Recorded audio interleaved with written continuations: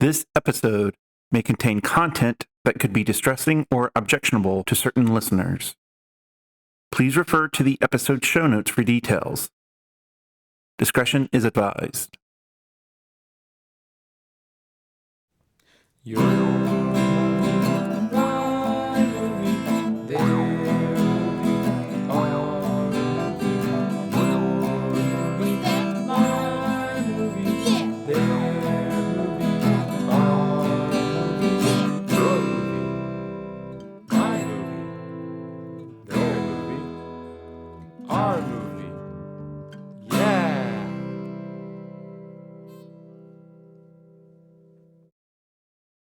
Welcome to Your Movie, My Movie with Dan and Steve.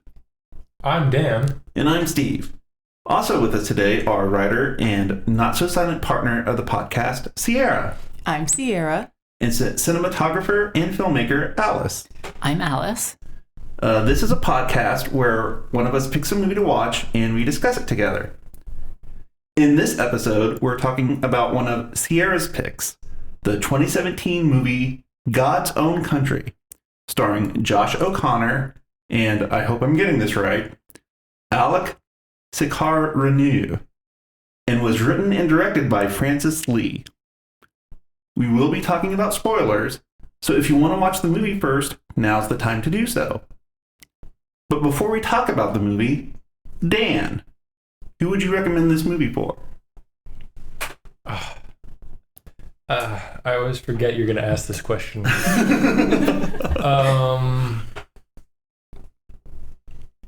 Oh boy. I don't...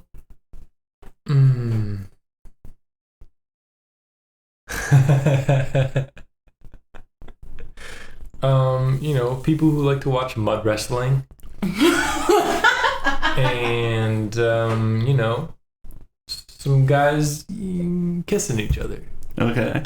Lovely love tale and farming. Okay. Animal farming specifically. Mm-hmm. Alice, who would you recommend this movie for? I think there are a couple elements to that. Uh-huh. First off, I would recommend this to someone who likes Chloe Zhao's The Rider or some of the older Channel 4 films like My Beautiful Laundrette. Mm-hmm.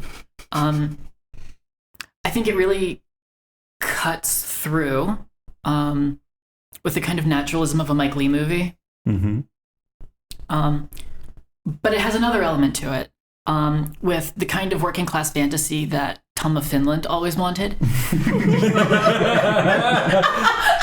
I don't know who that is, but it's so funny. That's fair. Complete fair. with animal husbandry, hate fucking, a really beautiful tenderness, and enough material of men with their shirt off to cut together an Abercrombie commercial. Okay. There you go. So tight. Ciara, who would you recommend this movie for? I put the hopeless romantic gays who are also really into cottagecore. And like the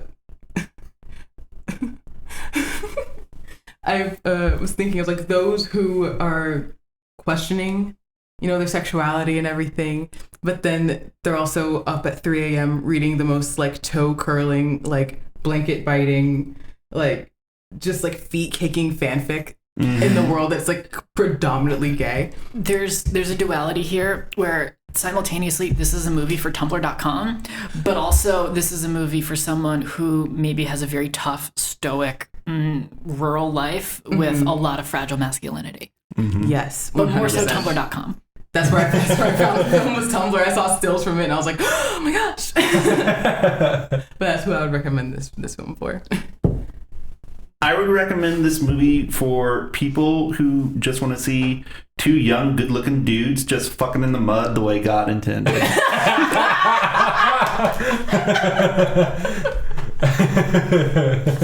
That's who my recommendation goes to. Mm-hmm. Yeah. Nice. I feel like I'm going to be super giggly this episode. I love this movie so goddamn much. And I know I said that about the last movie we watched, which was Jennifer's Body. But this movie just like, it hits me in such a different way that like I don't know if I know you, Daniel, and you, Alice, saw me, but I don't know if you noticed, Stephen, as we're watching the film, I'm like clawing at my face.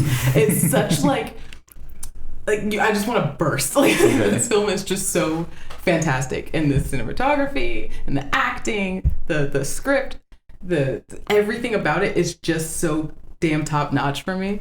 So I'm just so like, I'm so excited. Okay, wonderful. Yeah, it's I thought it was a great movie, and it's definitely one worth talking about. Great pick. Thank you. Absolutely. Thank you.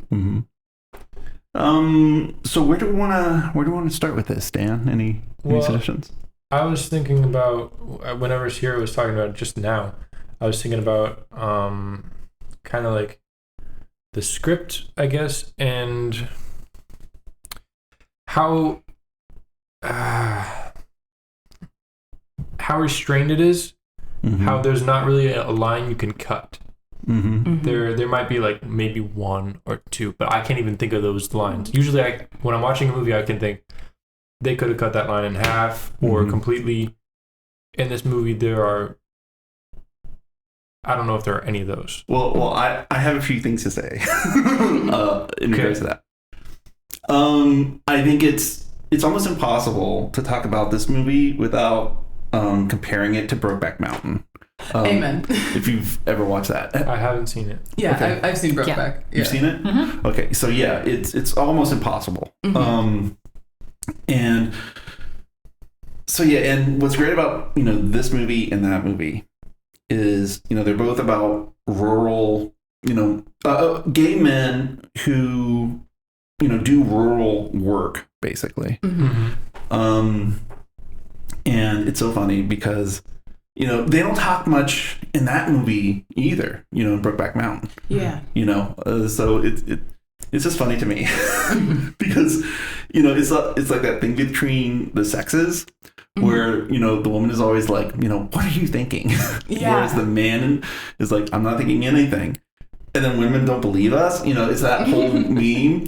And, these gay movies are nice for me to watch it as a man because it's like, oh, look, they're men in love who don't have to fucking talk. And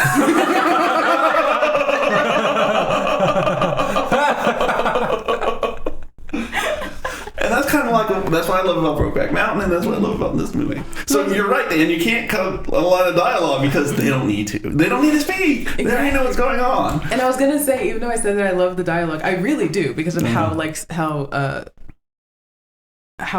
little of it there is. Yeah. Because I feel like the silences speak way more. And I know that's such like a corny thing to say, but I really feel like if they had added more dialogue to this film, it would have completely shat the bed. Well, that's another thing, kind of in regards to, the differences in gender.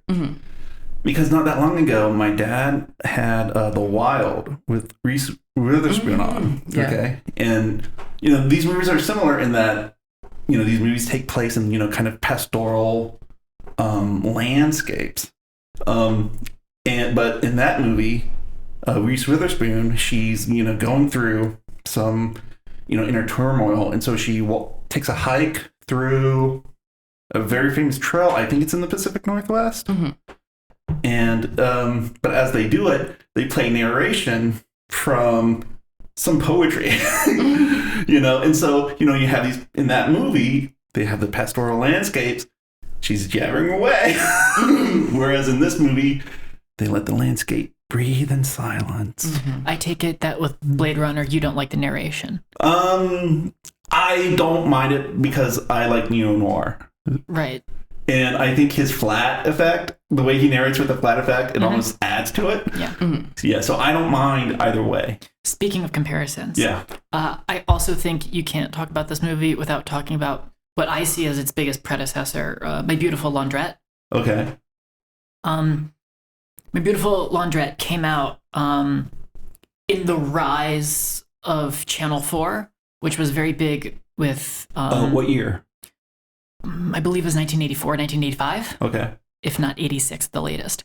For those who aren't familiar with Channel 4 was the fourth television channel in the United Kingdom, and they set out with a mission that they were going to make indie movies with television money.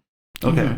And this movie was funded with some similar kind of arts programs. It was not a Channel 4 film. However, My Beautiful Laundrette was a very early Channel 4 film, and it was a big landmark movie. It is the breakout film for Daniel Day-Lewis.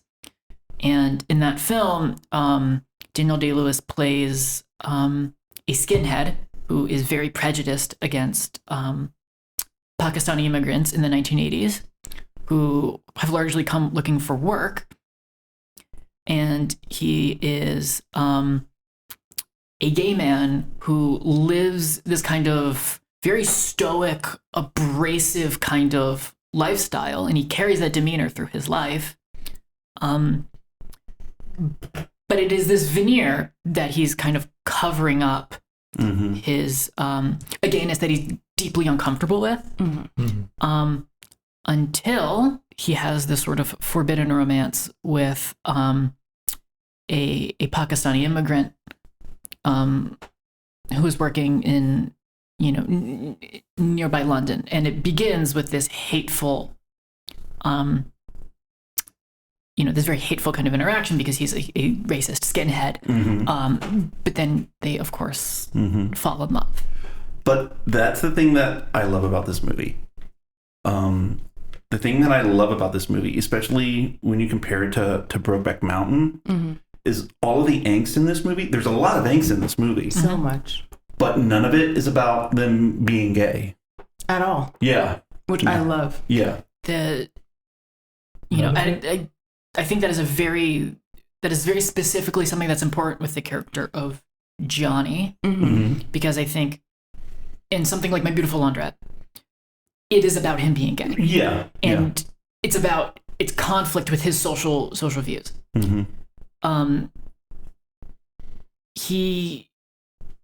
The protagonist, Johnny, played by Josh O'Connor, he is so frustrated and so upset with his lot in life, with the loss of his parents, with living and having to work on this farm in the middle of, no pun intended, bumfuck nowhere. Yeah. well, that's what really spoke to me in this movie, because I'm from bumfuck nowhere, and I had to work on a farm, and that was a generational farm. My grandfather, my father, and then me.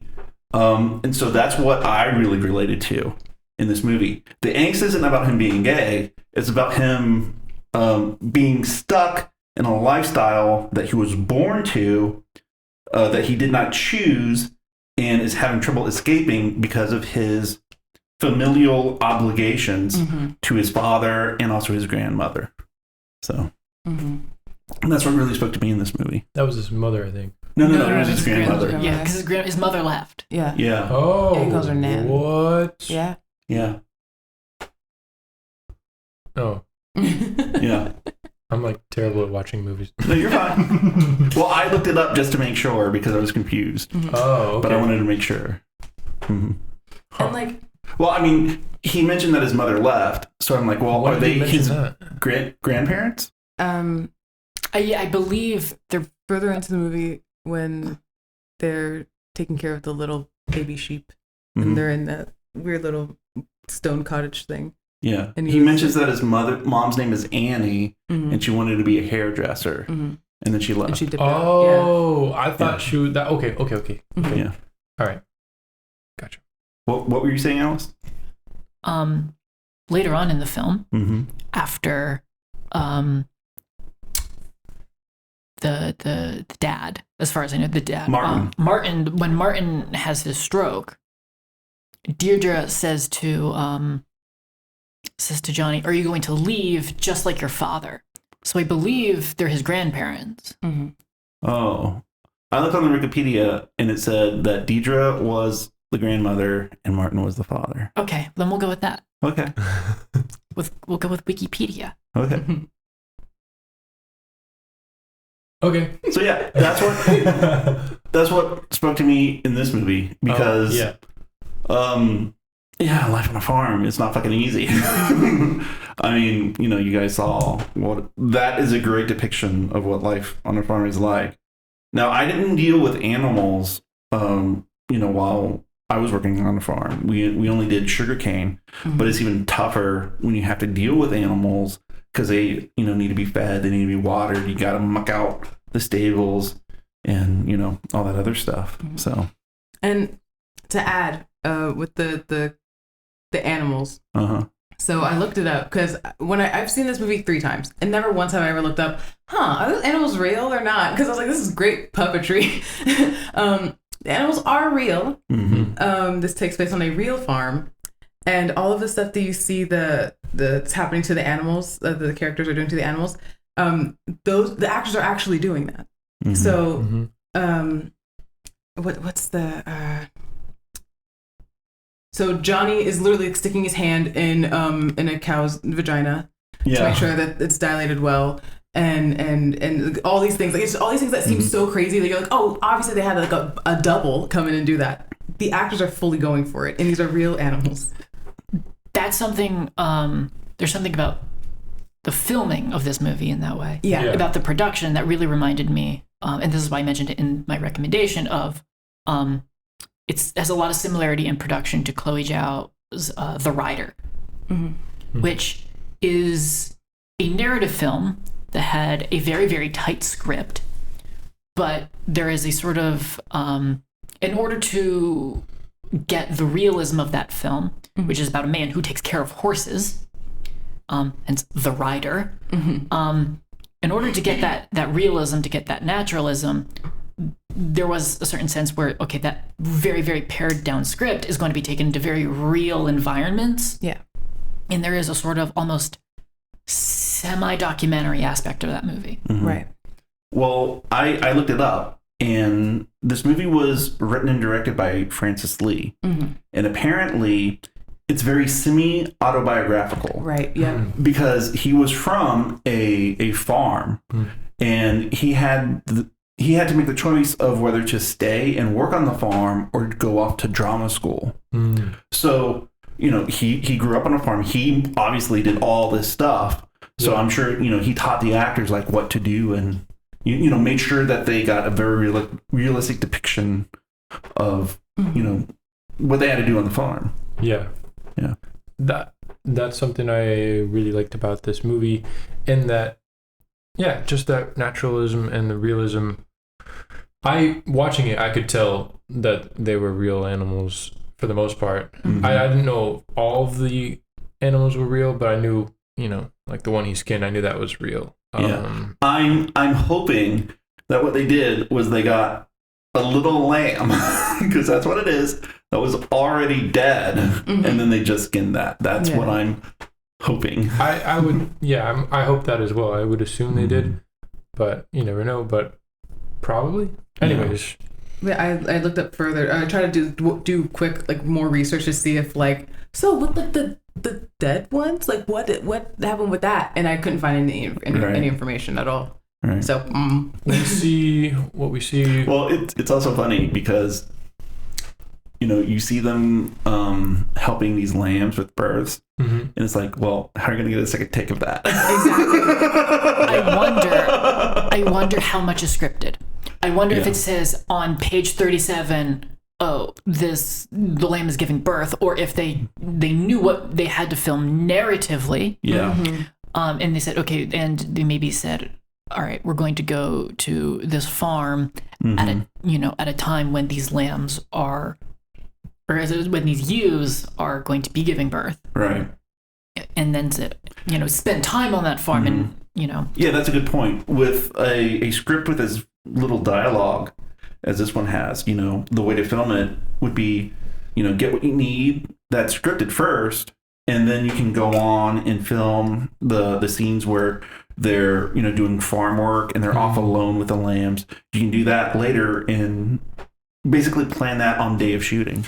Well, again, I want to make another comparison to the Chloe Zhao films, where they will embark upon the scene knowing what it has to be. They know what the text is, but that can change with the day. Yeah. And if a lamb is giving birth on the day, then that lamb is giving birth, right? And that's, Right.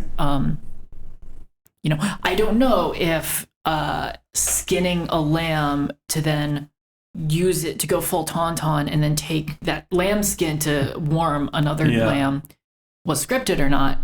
But I think perhaps maybe they set upon filming that day, and lamb happened to give birth that day, and the lamb didn't make it. Right. You know. I was thinking. I mean, depending on how many sheep there are, there could be births quite often. Yeah. And they just waited for the right moment during the course of filming, and then just went and ran over and got that. Or also with the dead animals like the calf and the baby sheep, it never shows those coming out of the cow, for instance, or the sheep in the same shot. And even in that one where he gets the runt that's stillborn, we cut before we ever see that runt wake up. Yeah, that's true. So there might have been some creative cuts to further the story the way they wanted it to go. Yeah, and there might have been a puppet or two in there. Okay. I think there might have been a puppet for that runt that's stillborn before it wakes up. Yeah, that's I think where they might have needed a puppet. I'm not sure about it, but that was because he has it by the hind legs and he's like swinging it around, trying to get it to start breathing. Yeah. I do want to talk a little bit about naturalism in dialogue and naturalism in performance, specifically with you, Ciara. Okay. Because in our natural conversations, even when, and I say we as humans, right? Even when we're in difficult situations, we still communicate with levity in some way. And I think there are a couple of scenes where there are these expressions of very sharp wit, even if it's in contrast to the tone of the conversation, or in some cases the argument. Right. And there's a conversation where our lead, played by Josh O'Connor, Johnny Saxby, is having a conversation with someone he knows from his childhood who's in his age and has gone off to college. And she's, back visiting, and he kind of has to face this thing that he didn't do. And he's having this conversation stuck in, it's really a conversation about his, something that really drives him through the movie, and that he feels very, very stuck. And how he developed this stoic abrasiveness. She says, I know this guy who's like you used to be, very funny. And he said, before I had to join the real world, and she says to him, you've become a pain in the ass, and not in a good way. Which is not the kind of levity that I expected in this movie. And I think directed a little bit differently, that is a kind of levity that would maybe take away from that conversation, or be too much of a contrast. And yet here, it feels like a very natural thing to say conversationally. Exactly. It feels like the kind of reply that actually hammers home so much about this character, and who he is. For sure. And because as I was watching it, in real time, I was thinking, because me and you did a little giggle, right? But we immediately cut back to seriousness to hear what the hell else was going to be said. And I feel like if that line, if they had done the line different and tried to make it some sort of hee hee ha ha, did you get what I said there? Because he's gay, what I mean? And he bottoms, if they had tried to do something like that, it would have been either a hearty heart, and we would have missed a lot, or it would have fallen completely flat, because it definitely did not fit within the tone, you know what I mean? Similarly, I think being very laser focused on the seriousness of that conversation wouldn't have articulated its point quite as well. Yeah, I agree. Well, that's what I like about that conversation, is because she's basically trying to set him up with a guy, to make him happier. And so that's when we learn that, this movie isn't going to be about gay angst. It's going to be about, other kinds of angst. And so that's why I like that conversation a lot more. But it also, brings up a point about, it's a small village in England and everybody knows everybody, even though, they went off, she went off, but, she comes back and, everybody knows everybody. And so it's like, yeah, he's not going to be able to keep that a secret anyway, but it also helps that, we live in a time where it's a lot more, acceptable, to be a gay man, even I'm hoping, apparently from this film, to be a gay man in a rural English village. But it also brings up the point, like another thing though about that though, is if we can fast forward to the end, when Johnny is sitting with Martin and Johnny's like, hey, I can do this, I can stay here, but things have got to change and I need things my way. And it becomes obvious that one of those things has to be Gheorghe. Okay. Gheorghe has to live in the house with them, Yeah. So it's going to be like in their face, in Martin's and Deidre's face, and they have to accept it. But it's also nice because Martin says, what kind of from the tenor of the conversation, he's like, okay, whatever makes you happy. Yeah. I feel like that moment really brings resolution to what happens in the aftermath of Martin's stroke, where Deirdre finds, is cleaning up the bedroom and finds the condom. Yeah. And she is sort of having this breakdown as she irons clothes, but it seems it's not that she's found out that her son is gay and has issues with that, but that this is yet another obstacle in her grandson's life. Like, how do you mean? This is another, what immediately precedes this is, you have to make this work. It's all on you. And clearly this is a big change for Johnny. Because again, this is how the rest of the film resolves. But it's become very, very clear at this point, in all the conversations leading up to this, that if this change for the past 5 days of Johnny's life has been the one thing in her grandson being a shithead young adult that has turned it around even a little bit. Yeah, Deidre is supportive. Yeah.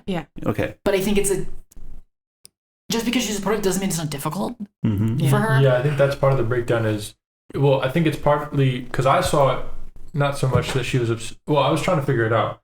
But I think it might be a mixture of she wonders what Martin will think and what because it's just like another added pressure on Martin and Johnny's relationship.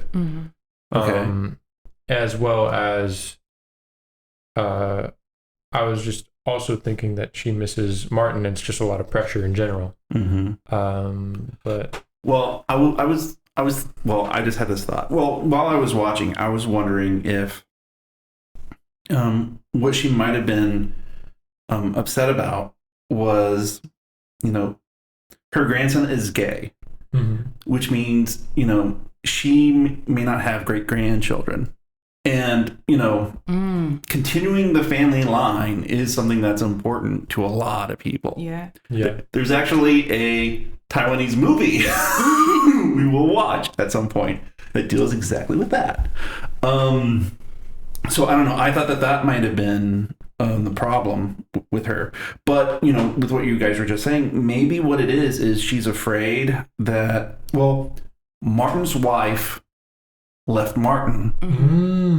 And, Gheorghe left Johnny. So it might be this thing where, both are like cursed or, both have problems with keeping somebody to love them. And it also puts pressure on her because she's a grandmother, but she's the woman of the house. She's doing that household work, which is tough on her. Oh. Because what I was thinking it was that because in the beginning of the film, it was like early in the film, Johnny is too busy fucking some dude after he's done selling the cow. Yeah. He comes back and there's a calf that's dead. Yeah. And it seems to be, I want to say there's another moment, a few other moments, or at least implied moments throughout the film, where Johnny is out having sex and neglecting his responsibilities on the farm, right? Yeah, what happens is while Johnny and Gheorghe are off dealing with the sheep, Martin comes back and that's when he gets a second stroke. So, no, it was when Johnny and Gheorghe went swimming in the river. Yeah. Mm-hmm. Yeah. Right. Yeah. And so now that, Johnny is now, it's almost obvious that, he's feeling feelings for Gheorghe and they're together and everything. They're doing all these things together. Excuse me. Deirdre is not convinced that the same shit isn't going to happen, where he's going to go and do whatever he wants with Gheorghe and the farm's going to completely fall apart. And so that's why I thought when she has her little breakdown, she's like, I'm never going to get the fuck out of this. I have to be the caretaker for what's the Martin? I have to be the caretaker for Martin. I have to take care of all of these animals and the fences and the house and the bills and everything. Like I feel like in that moment, all of that came rushing to her. It's not that she's not happy for Johnny, but I feel like it's something where she's just like, I'm full on being left alone now. Yeah. Mm-hmm. Going off of that, as much as there are difficult things that happen to this family, I think it is a big important thing to note that this is less of a plot-driven movie and much more of a character-driven movie. Yeah. And it is very much driven by Johnny's difficulty coping with these difficulties. Yeah. How he is unable to deal with his family issues, with his social and sexual issues, and he just handles them by either abdicating his responsibilities or getting so fucked up that he can't do them. It's essentially just all self-destruction. Yeah. Yeah. Yeah. When he faces emotional difficulties with Gheorghe, he goes by fucking another dude. Yeah. When he has another conversation or it's really the same conversation with him that doesn't go the right way, with whether it's with his father or with Gheorghe, he resolves it by having another 4 pints of beer. Yeah.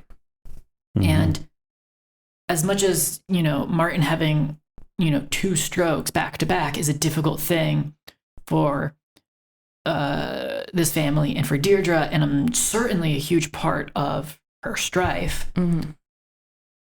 Over the whole film, what hurts her the most, clearly, throughout the entire movie, is Johnny's inability to deal with it.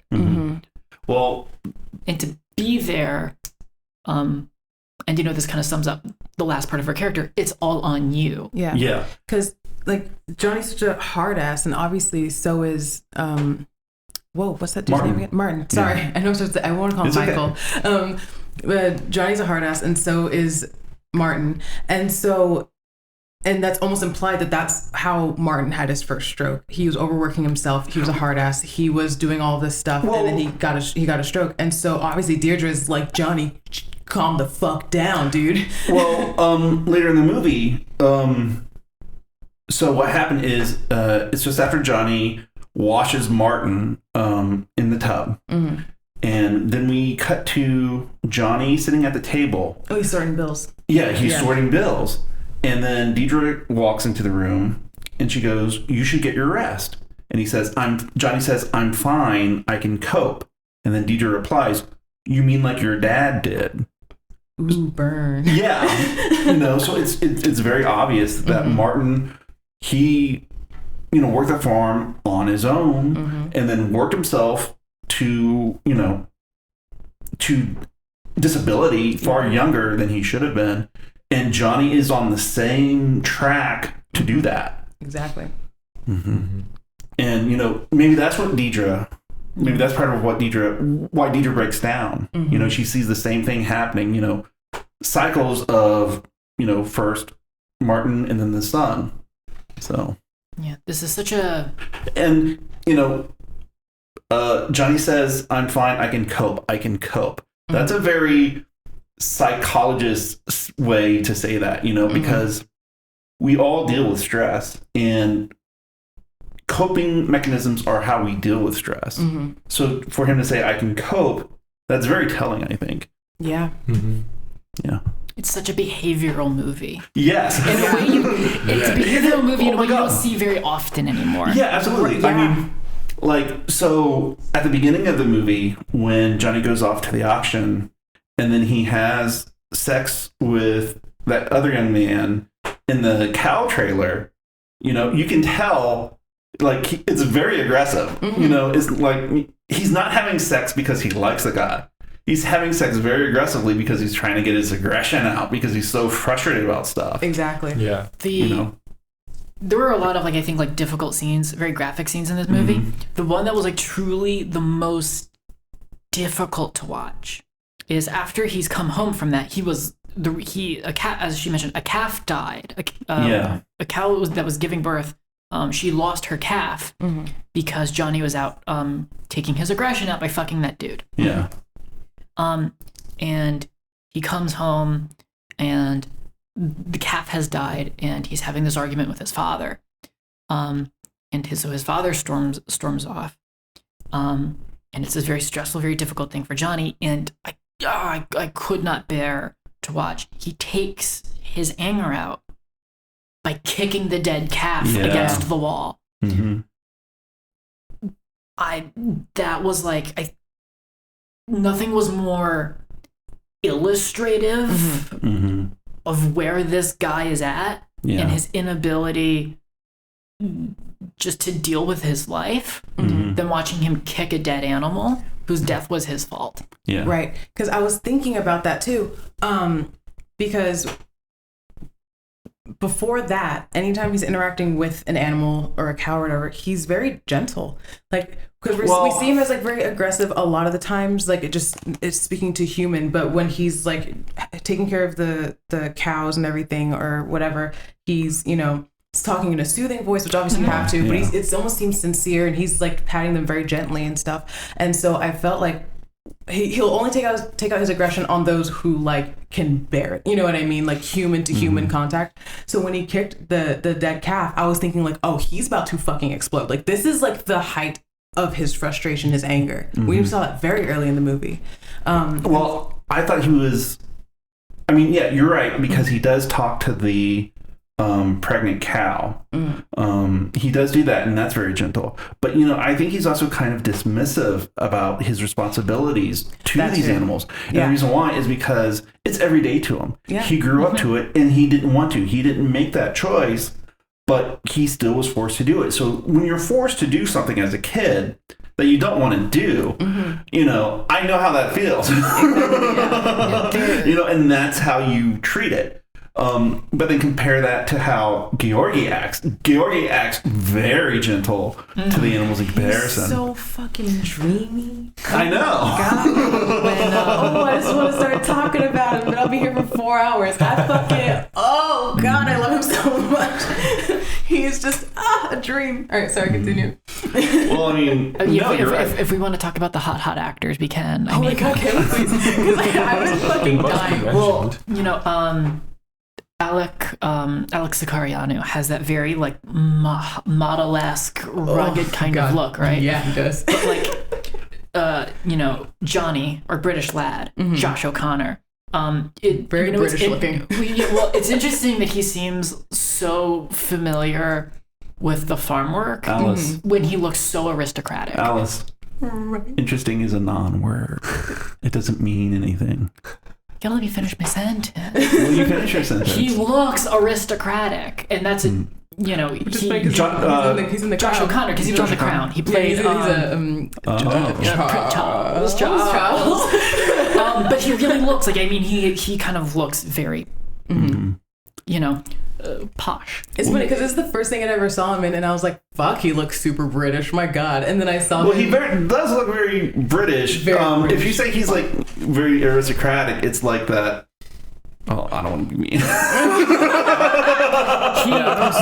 The Windsor family. I don't see Yeah. Well, I see looks like- very British. Yeah, very British. Because he's like very pale. derogatory.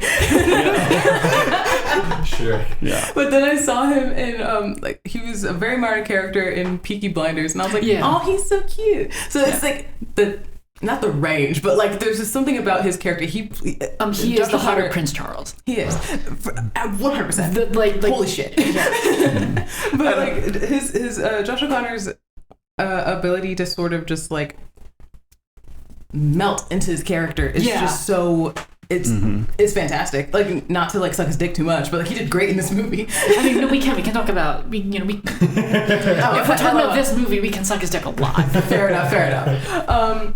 I do want to talk about my babies. I want to talk about Johnny and Gheorghe. Their first interaction, number one, because I have like a huge list of stuff for like the cinematography in this film. Every fucking scene is so gorgeous in this movie. Yeah. The lighting is absolutely ridiculous. Like the natural lighting and everything. It's just so beautiful. I know no like terms and film shit. That's not me. So sitting in a room with 3 filmmakers is so like I'm sweating. But I want to talk about just a little bit. It was absolutely fantastic.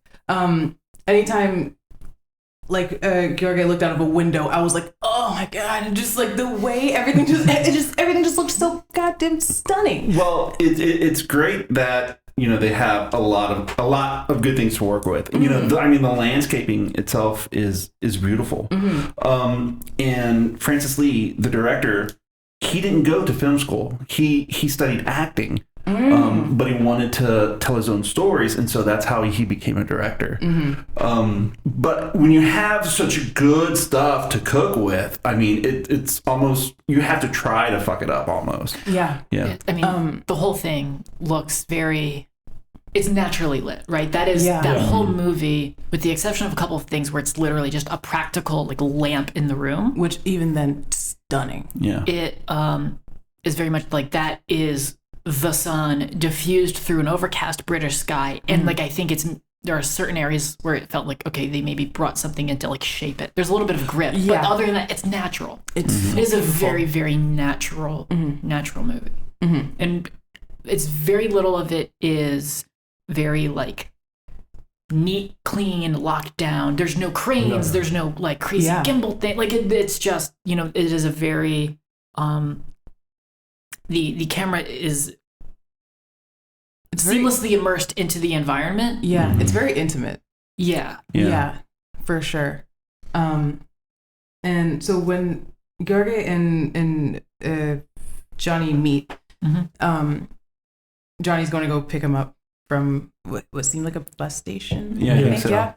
And like, granted, I've seen this movie many times, so when they first interact on screen, I'm already like, like curling my toes. But there's not much there. You know what I mean? Like, it's just, I'm picking this guy up. I don't fucking want to, but I'm picking this guy up. And the tension isn't there yet, And it's I love that when they start out, it's just like very baseline. There's no like Johnny might have some preconceived like ideas of who Gheorghe is and everything. Other than that, there's like no feelings between them whatsoever. But then once he's sort of introducing him to the farm and to his caravan and everything, all of a sudden Johnny starts getting real fucking like, whoa, like big macho man. It was just like there's a reason for that. He's afraid that he's going to get replaced.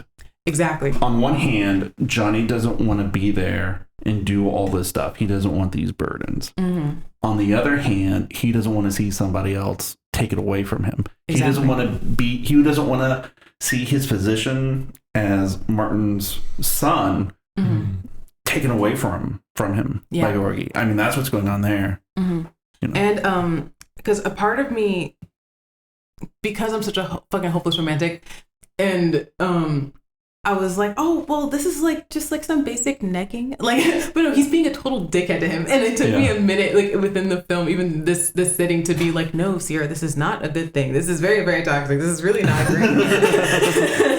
From the outset, from their first interaction, and really, I think the first, I don't know, half of the relationship that we really see with them,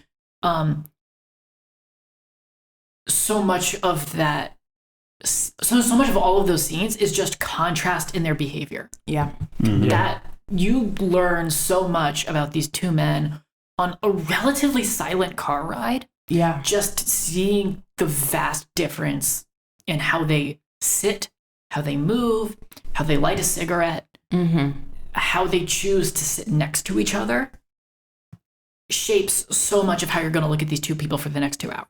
Yeah. I love all of their interactions so much.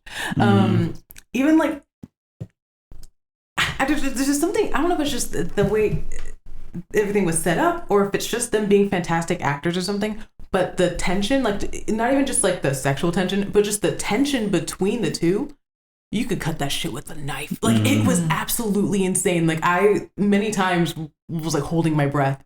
Again, I've seen this movie so many times. Like, and every time I watch it, I'm just like, oh, what's gonna happen? Like, because it just seems like they're building up to this massive fight, which they sort of do, and then they start fucking. But it's just like it felt as natural of a progression as a film can be when it comes to aggression and fighting and stuff, and like building up to the big blow. No pun intended. Like it felt so natural almost in their interactions because they oppose each other so much.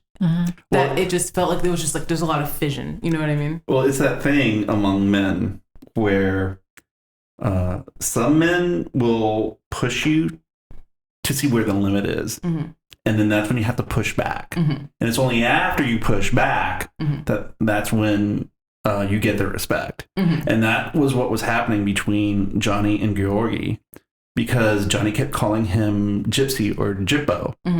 And Gary didn't like that. And then finally, it's very telling because what the scene is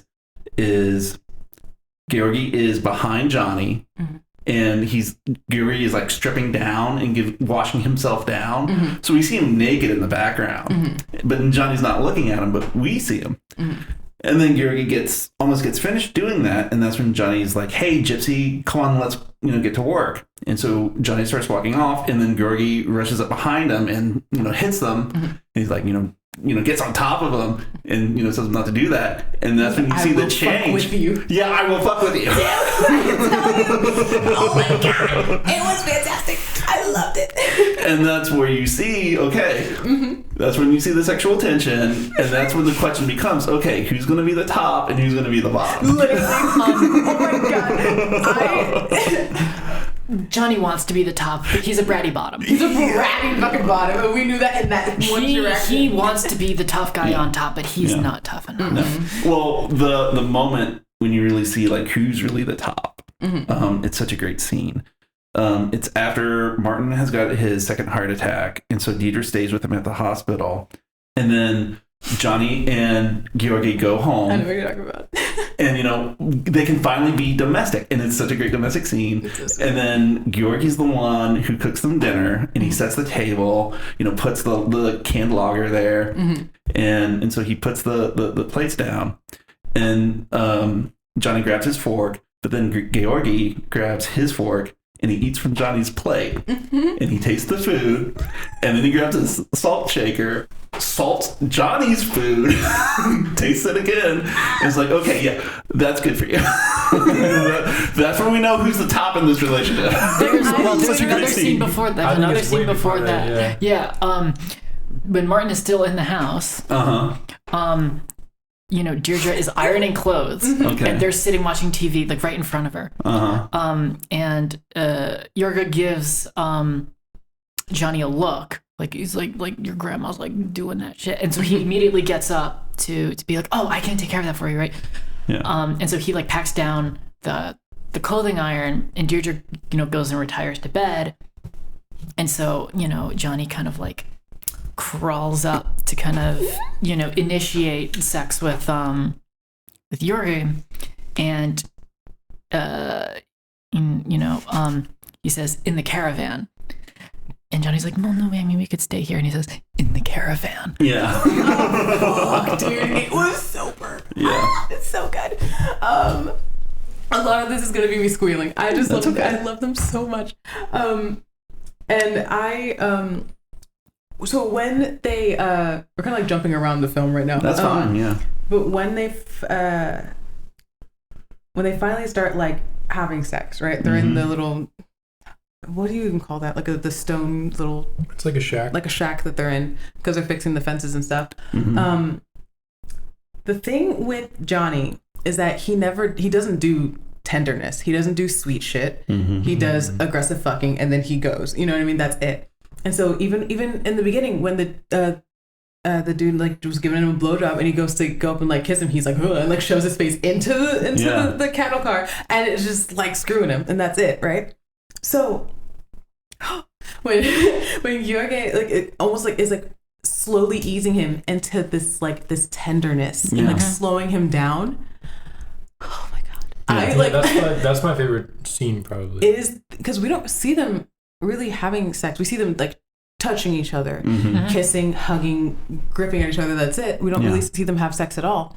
We see them, moments after the morning after when they're like completely dick and balls. We see just before they get there and then just after they're there. Mm-hmm. But I'm convinced that whole sequence was one of the best love scenes in film because there's just nothing. I'm a pervert. I like watching a lot of sex scenes in movies. I've never seen one that like I was so like leaning into, you know what I mean? It was just so it was so human. It didn't feel fetishizing. It's intimate. It's intimate and super romantic. It's intimate and it's so communicative the entire time. Every single shot. Mm-hmm. The way Gheorghe handles or touches Johnny is the same way he touches the sheep and the animals in a very caring, tender way. Mm-hmm. Yeah. And that's what Johnny is really missing and what he doesn't know that he needs. Mm-hmm. So, but also remember, at one point in the film, Johnny's talking about Gheorghe, and she says, well, he's just here to work. Mm-hmm. So that's how they think of him. He's only there to work. Mm-hmm. So work is what's important. So you don't need anything more than work. Mm-hmm. You don't need intimacy and anything romantic. You don't need those human things that is what make people human. Mm-hmm. But he's able to find that in Gheorghe, and that's why he needs to be taught how to be gentle, how to be intimate with a man. Mm-hmm. Mm-hmm. I think what helps retrospectively, what really, really helps those scenes so much is that in contrast to that, and immediately following that, they have an emotional, dramatic payoff. Yeah. When Johnny is going through the things that Gheorghe left behind. Yeah. And that's when it really gels for him. That's when he really understands that he needs the tenderness. Yeah. He's not upset that Gheorghe's not there to help him with the animals. Yeah. Because up until that point of understanding, he's trying to get on his own. Yeah. He's trying to do it. And he thinks that he can. He really, he's like, I've got it figured out now. I know how.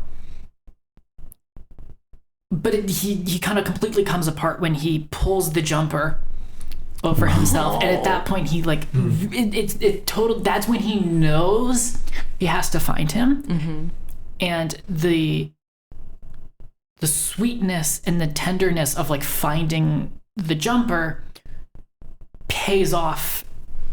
It's rare for a sex scene to have that kind of emotional payoff. Yeah, for sure. Yeah. It was just, I just love them so much. And go ahead. No, go ahead. I was going to continue on with the tenderness.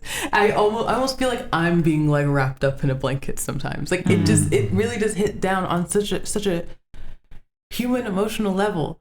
And I might just be dramatic in saying this, but it really does feel so like cozy almost watching them interact with each other post like super like angsty bullshit. Like it feels so good. It helps with Gheorghe's beard. Well, yeah. well, you guys mentioned, this is like a Tumblr fanfic, and that's where this goes. I mean, so what's the premise of the movie? Okay, this lonely, isolated young Englishman who has these burdens of responsibility of helping out, caring for his disabled father and his elderly grandmother, who must also take care of their farm alone. And he likes dick. Well, he needs help, and so in comes this, Dick. this very young, very good looking, young, ruggish man, foreign man from Romania who comes in and offers to help them, and how could their love not happen? I mean, Exactly. That's the Tumblr fanfic part, but oh man, the way that the director communicates it all through the language of cinema, through visual language, that's what really brings this story up a notch. Yes. Yes. Because I was thinking that as I was watching it, I was like, this is starting out really fanficky. Yeah. Well, I mean, not starting out, but it's like it could be easily into that. It's just not my favorite type of thing. It's not escapism. This movie is not escapism, and fan fiction usually is escapism. It is not giving into a fantasy to forget the world. It is, helping you see the world in a different way. And this movie, balances that really well, despite having fan fiction-esque plot points in some ways. I think it's interesting that we see that we're really talking about this film as though it has like the skeleton of a fan fiction. Because I think what it really does is it takes the bones of like a really very basic romance movie. There's something about the plot that is almost Hallmark. I can see that. Absolutely. I disagree, actually. Okay, go ahead. But it very consciously decides to leave Hallmark and fantasy and I guess the wish fulfillment behind, so that it can grapple with more real things. Yes.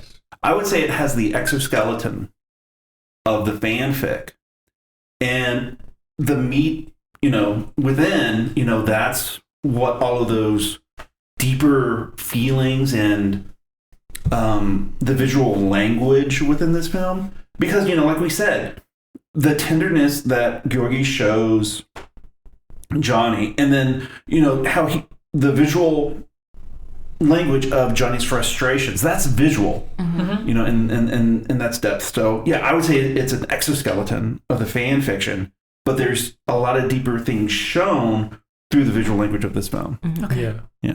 I like that. That's cool. Yeah. I just want to talk more about both the visual storytelling and the direction. Is like the things I think about when I remember this movie are how much it tells us just with the camera, and how beautifully this is made for film. Like this could never ever be a play, or I mean, it might be able to be a novel. No, you can't get those. Those landscapes. You can't get those quiet moments in a novel. No, you're right. This is a completely filmic movie. And I think of, all those silent moments where, if you're human, you can understand what's going on. Subtitles you don't need subtitles practically, and things like that.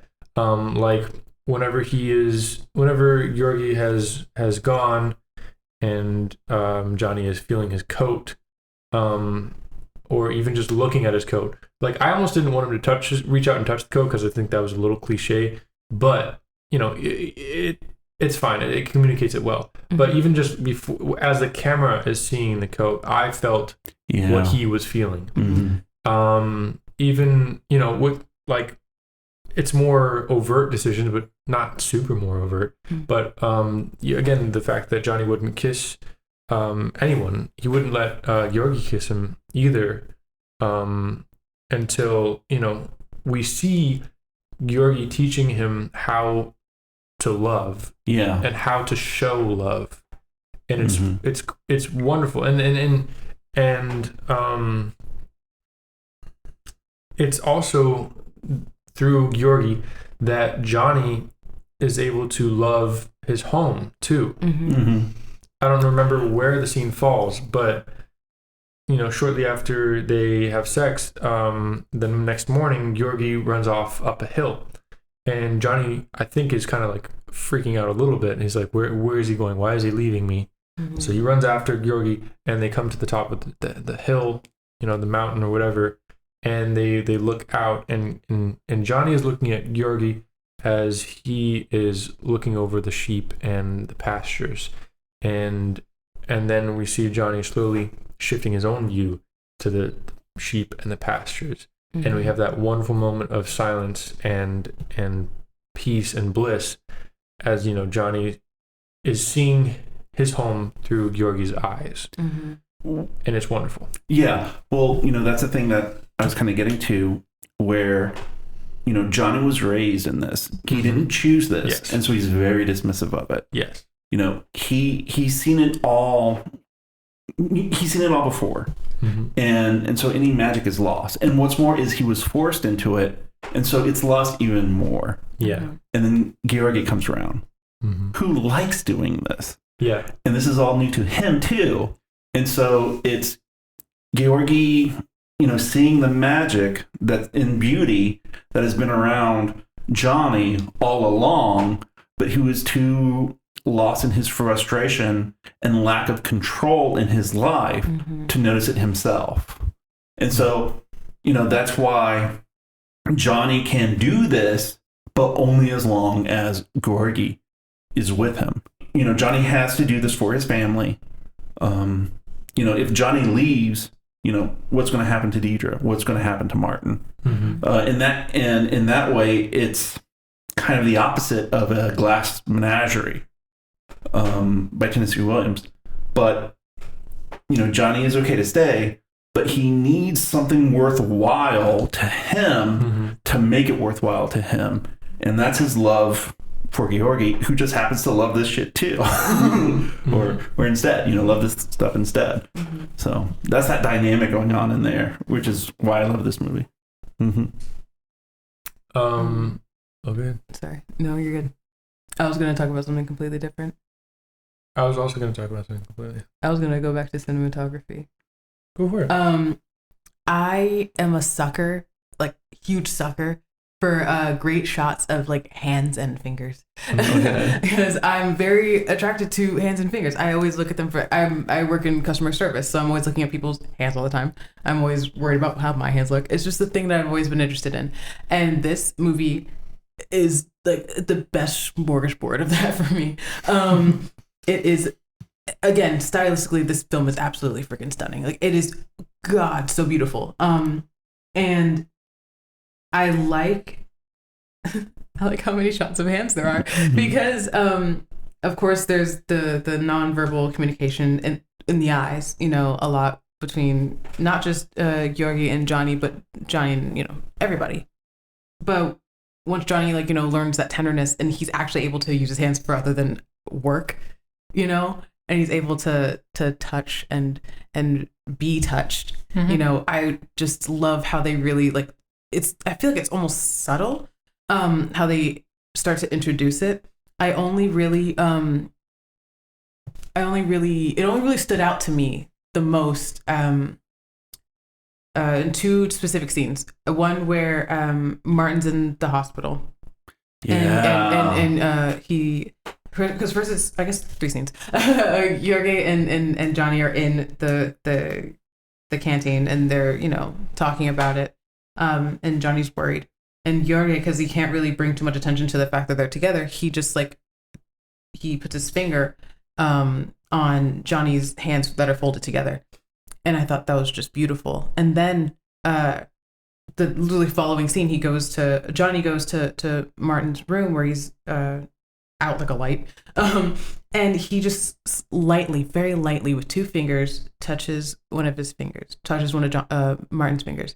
And that was so just like I gasped so hard when I saw that. And then when Martin comes back from the hospital and Johnny insists on bathing him, that was like the one scene where I was like, fuck, like, because it really is just one of those moments where that's the growth in Johnny. You see, weirdly, you see the growth in Johnny through how he's able to touch and be touched. And especially with Martin, because again, they're both hard asses. They're essentially the same person. Yeah. And they both are experiencing at the same exact time a moment of intimacy, a moment of vulnerability and tenderness that probably neither of them have ever experienced from either like a MILF figure in their life or something like that. Martin should have hugged Johnny more. Yes. 100%. Yes. 100%. I wrote that down. I have comments. So, okay, so Martin and Johnny are both massive hard asses. And this is kind of like the first time as like father and son that they've like been able to have any sort of like tender physical like really any kind of like contact between them. And it's at a very probably the lowest point of Martin's life. Yeah. When he can't even bathe himself anymore and his son has to help him. It's when Martin is his most vulnerable. And at the same time, Johnny is bearing this insanely difficult thing, trying to run the farm by himself, because at this point, Gheorghe has left. When Johnny's at his most vulnerable. And Martin, who has just had a stroke and can barely speak, there's a shot where he grabs his son's hand and he says, he squeezes out a thank you. And that is like... They have both grown as much as they can, and their next interaction that we see is Martin telling Johnny to go and be happy. But even with well, Johnny tells him that he has to be happy to do this, and then Martin says, "Okay, go be happy so you can do this." Yeah. But I just wanted to say, really, one of the first times we see like non-sexual tenderness with Johnny. Deirdre has sent the two of them to go and repair the fence, and it's going to be a couple of days while they're out before they come back, because they have to drive a long way to get to the border fence. And it's this old British stone wall. It's probably been there for hundreds of years. If not thousands. The shack that they're in is an old stone house that has crumbled. And she wants him to take gloves. But he's such a hard ass, and he's like, I'm fine, I don't need gloves. And then he's like, okay, well, don't cry to me when you're freezing cold. And then as they're, he's trying to, his hands are just for work, and he's trying to pick up the stones and move them, and he's like holding them like frigid every time he sets down a stone. And Gheorghe takes off his gloves. And he tries to, he like shoves them towards Johnny, and he's like, no, I don't need the gloves. And then, after they have their very intimate evening, of course, they go back to repairing the fence, and Johnny slices his hand open, and Gheorghe, they have no antiseptic. And so Gheorghe has to spit into the where he's grazed his hand. Which, like, okay, real quick, what the fuck was that? What was that? Oh, you mean, Johnny has a gash, and then Gheorghe has, puts his bodily fluid in Johnny's gash? Because that's what that was. And then later in the movie, when Gheorghe licks Johnny's gash. Come on. See, to me, that was hot. But the first part, when he first initially cuts his hand, Gheorghe's like, if you leave it, it will get infected with disease. And then proceeds to spit from his human, disgusting, disease-ridden fucking mouth onto this giant gash in this man's hand. What the fuck? Well, maybe there were like, I don't know, like enzymes or something. Like, that drove me crazy. Every time I see the movie, I'm like, I'm so fucking... It's the bodily fluids of love, Sarah. That's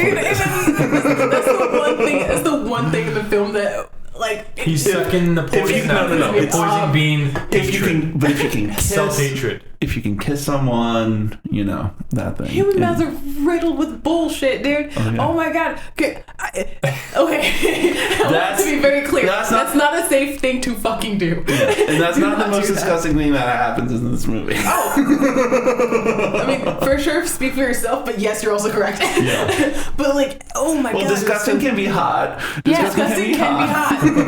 Disgusting can for sure be hot, especially in this film.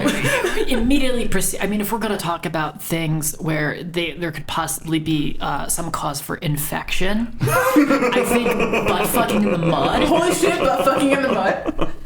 Oh my god. Like, that mud's going somewhere. Well, I mean, blowjob in the mud. I mean, yeah. Because like that's gotta be oral gritty. too. Like that's so fucking gross. It's getting in your teeth. It's, I mean, but okay. You guys have never eaten dirt before? not with a hog in my mouth. No, literally, like what the fuck? Like, so the thing that this movie does so well is like, even though it's fucking downright dirty sometimes, I'm still like kind of hot for it. I'm just like, this is a new fantasy of mine unlocked. Like, it's crazy. I don't know, but just because the actors are sexy as fuck, or just the tension was built so perfectly that it's just like, I don't give a fuck if they're rolling in literal shit. This is great. You gotta smell that hot sweat musk on them. Dude, like it's fucking crazy, dude. Oh, it's wonderful. I love this movie so There are much. certain scenes where even just watching it, you know exactly how it smells, and that is one of them. Yeah. That shit is rough. Oh my gosh. What were we just talking about? I feel like we... Well, I wanted to talk about... I'm sorry. Oh, no, you're good. You're good. No sorries. Okay. I wanted to talk about how I literally wrote down John needs a hug. Yeah. Like, goddamn. And I forget when they finally do hug, but it's like the best. I think it's... No, yeah, it's whenever it's the end of the movie, whenever he goes after Gheorghe, and they finally have that hug. Like, that's the first, like, hug. Anyways, what a lovely hug. What a, like, way to, you know, string you out on just loneliness and you know, the incommunication. How do you say that? Just not being able to express yourself. The trope is you cannot spit it out. What? You cannot spit it out. No pun intended. No pun intended. That's a trope. That's a trope. That is a trope, yeah. That's a TV trope. But that mostly relates to like romantic love. But even so. Oh, okay, got you. Because you were still stuck. I feel like you were about to be like, I'm still stuck on cocks and cum. What's going on? I got you. Yeah. Well, it's also you know the stoic, masculine, which is that's a very man thing. Yeah. To, you know, not expressing your feelings, and you know, verbally, you know, men don't usually, you know, express themselves verbally, and that's what's so great about this movie. Is that, you know, we see them through like their body language and everything but them actually saying it. So that's what helps with the visual language of this film, but it's also a barrier with what, you know, Johnny trying to get what he wants and what he needs. And that kind of happens at the end of the movie when Johnny is trying to get Gheorghe back, and, you know, they're just talking, and Gheorghe, he's like, you know, he's trying to just be dismissive of Johnny because he's hurt. You know, Gheorghe is hurt by what Johnny has done. And so Gheorghe has just written him off, and he doesn't want Johnny in his life. And that's why he talks the way that he does to Johnny. You know, he's just trying to get rid of him. He's done. He's hurt him too much. But Johnny's trying to get him back. But Johnny has to say the things that will get Gheorghe back. Yes. And that is his struggle. Yeah. But thankfully, he manages to spit it out. Yeah. But not the cum. He swallowed all the cum. He swallowed it all. I was going to say, with this ending, in my experience, because I watch a lot of gay cinema, a lot of gay content, and a lot of times, especially male dominated, because of course most gay content is male dominated. Either they're not together at the end, or one or both die. Yeah. And so it's always just a recycled, annoying as fuck, tragic trope of gays just being destroyed by the end of the film. Yeah. You know what I mean? Fridging. It has a name. Fridging. Right. That's different. Well, that mostly applies to a lot of lesbian women. Fridging? Yeah, like No. No, that's just in general. That's something totally different. This is the bury your gays trope. Mm-hmm. Sure. Yeah.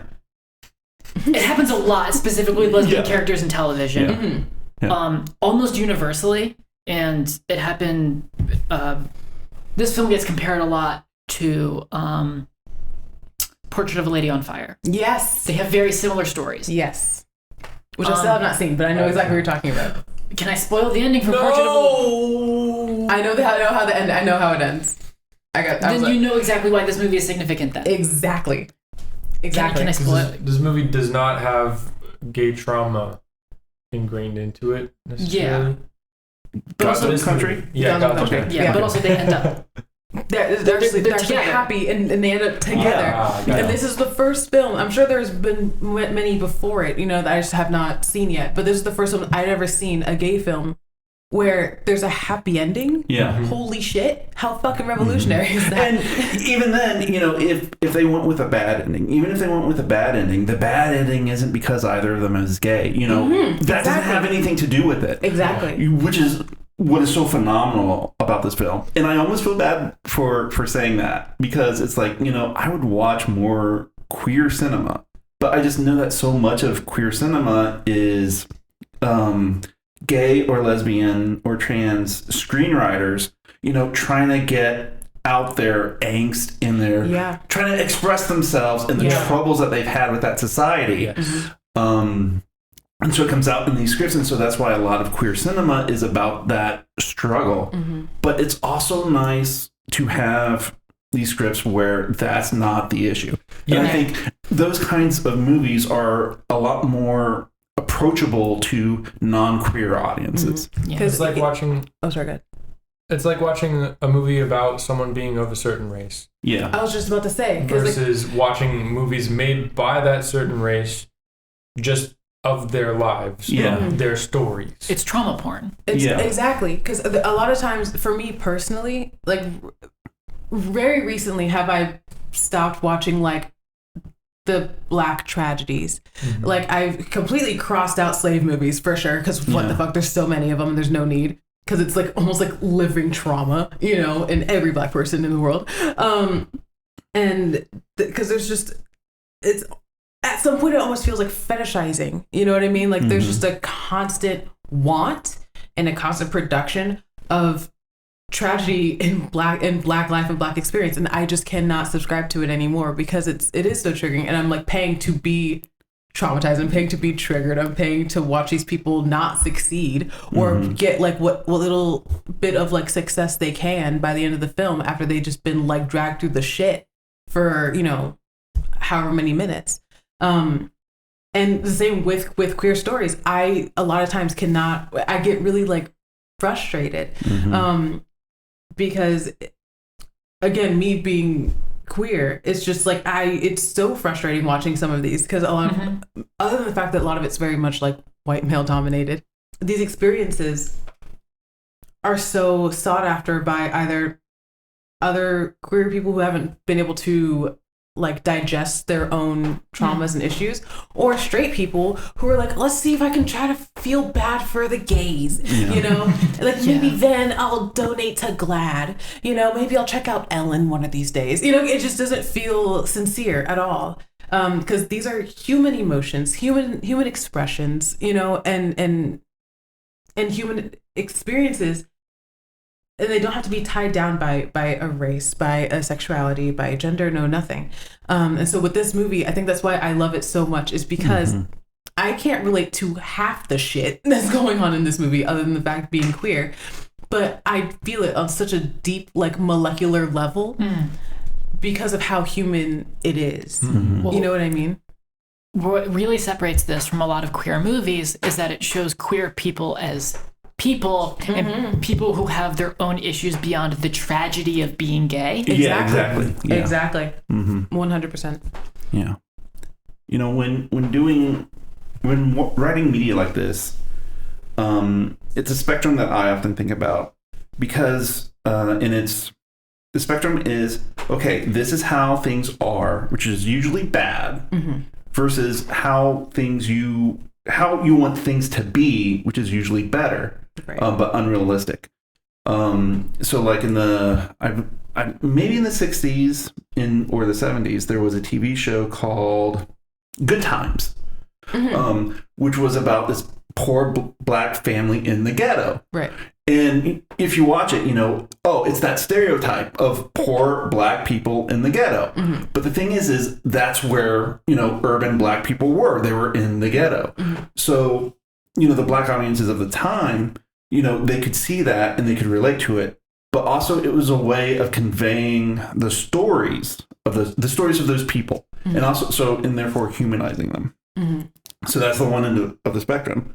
But then you have the other end of the spectrum, which would be Family Matters, which shows a upper middle class black family where things are pretty nice and good and very stable.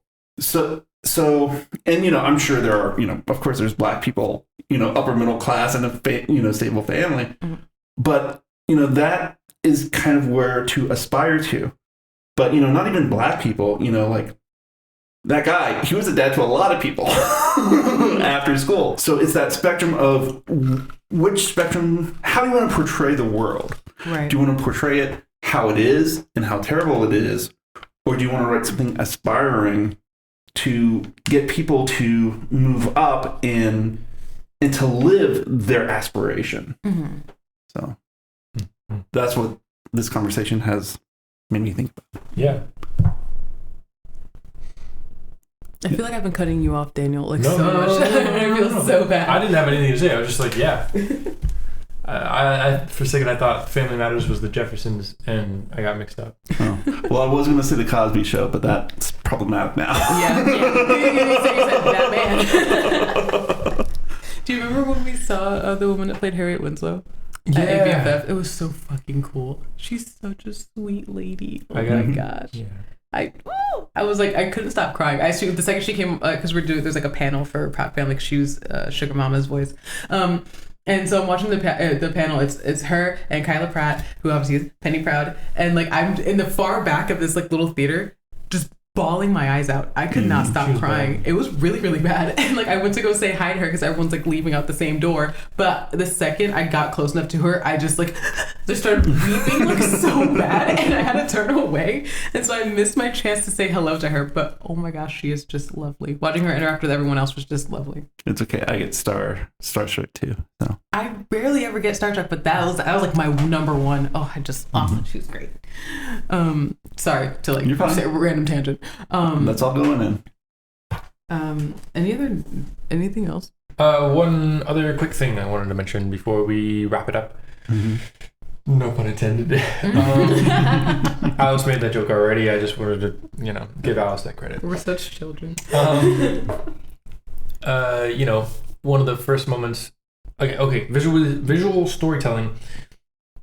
I think I might be interpreting this correctly, but Gheorghe just comes home for the first time after Johnny takes him home, and I don't know if it's after the caravan has been given a tour and whatnot, but Gheorghe is in the kitchen with Martin and Deidre, and Johnny comes in, shirtless, and Gheorghe doesn't look back. He's got his eyes glued on anywhere but behind him at Johnny. And what I thought was Gheorghe takes these chocolate crackers and puts them in his lap to cover up if he has a boner or something. And then what's cool, I think, is that visual metaphor continues, I believe. When Gheorghe is in the caravan, like looking out at Johnny. Johnny's getting into the truck or something to go drink. Georgie is kind of like observing him, and he takes a bite out of the cracker. Mm-hmm. And you know, there's other, and actually Johnny makes a comment about the crackers. I think he talks about, he compares the crackers to the cell phone, maybe. As far as your phone, no, maybe that's not it. I don't know. There's a lot of English slang that I didn't get, but he basically is telling him that his phone is not any good here. I don't know. Maybe he didn't mention the crackers. I thought the crackers were mentioned somewhere in here. Thought that was a little interesting bit. Nothing really. Oh, and I thought there was a lot of like phallus imagery throughout the movie too, for sure. and it was hilarious. For sure. Like When it they're putting reminded the me fence of post. when they're putting the When Gheorghe's pounding the post. Because I heard you laugh, and I was like, "Fuck you!" And then I laughed. pounding in the fence post with the fence post pounder in her. Well, that's when we really learn who's top. Yes. And then whenever they're like attaching the tractor pole to the tractor, yes, it's just like shoved. Yeah. And then there's another one. And then what does Johnny do? He has grease from the thing, and then he wipes it on Yuri's face. It's so great. God, I love this. And then As Martin watches from afar.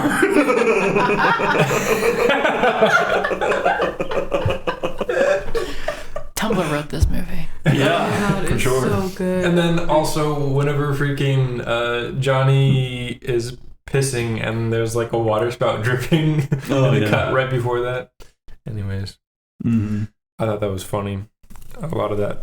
It was like the Naked Gun scene whenever like the Naked Gun characters are having sex. Yeah. And so it shows like the oil pumping and stuff. And in the final image in that little montage is the ending from North by Northwest. Where there's a geyser or something? No, the train going into the tunnel. Yes. I love that movie, especially the Oh my ending. god. That's such a good movie. One of my favorite comedies. Anyways, some more visual storytelling this movie had. For sure. Some less serious visual storytelling. This movie's great. Yeah. It sets everything up so well. And it's so well characterized. And it's so relatable because it's so specific. And unique to the characters and honest. Yeah, it's honest, and that's where I wanted to go to next. Because Robert Ebert, the reason why he became a film critic and the reason why he holds cinema up so high as an art form is because he says that movies are empathy machines. They're a medium that allows us to live in the shoes of other people, to see the lives of other people, and to be able to relate to them. And I think that what makes this movie is Francis Lee, the filmmaker and writer. He had no formal education in film production. He studied acting, but he did not learn film production. And this movie, from my research, it's very autobiographical. There's a lot of him in this movie. And that's why everything is so great, because he's kind of lived this life. Yeah. And he's able to show those meaningful moments, and that's what makes this movie so great. Even though he doesn't have any formal training, what it is he was honest with himself about what he went through and what he felt about things, and he was able to convey that into a story that became this movie, which is phenomenal. And I'm sure he picked a good team too. Oh, absolutely. Because every part of this movie is beautifully crafted and put together. Yeah, absolutely, for sure. Yeah, if you don't know anything, if you don't know anything about filmmaking, then get a great team who does. Yes, for sure. Exactly. and they'll do all the work. Yeah. But I mean, the reason why I wanted to point that out is because, you have to be honest as an artist in order to make great art. Yes. Yeah. Yeah. That's it. Thanks for listening, everybody. Yeah. Thanks for being on the show, Sierra and Alice. Yeah. Thank you guys very much. And Sierra, thank you for choosing this pick. Yeah, thank you guys for for being so cool with watching like a lot of gay sex for a bit. Wait. Just wait until we get into a couple more my Fucking picks. right, dude. So we're gonna Cannot wait. Okay, yeah. Before we go, we would like to thank our bestest friends of the show. Brian, thank you so much for your support of the show. And if you'd like to become a bestest friend of the show, you can visit our Patreon at patreon.com/YourMovieMyMoviePodcast and become a $10 subscriber. We also have $1 and $5 tiers on our Patreon. And if you are unable to become a Patreon subscriber, you can show support for our show by telling more people about it to help our audience grow. Thank you so much. Thanks, guys. Thank you. All right. Bye-bye. Bye bye. Bye-bye. See you around. Bye, guys.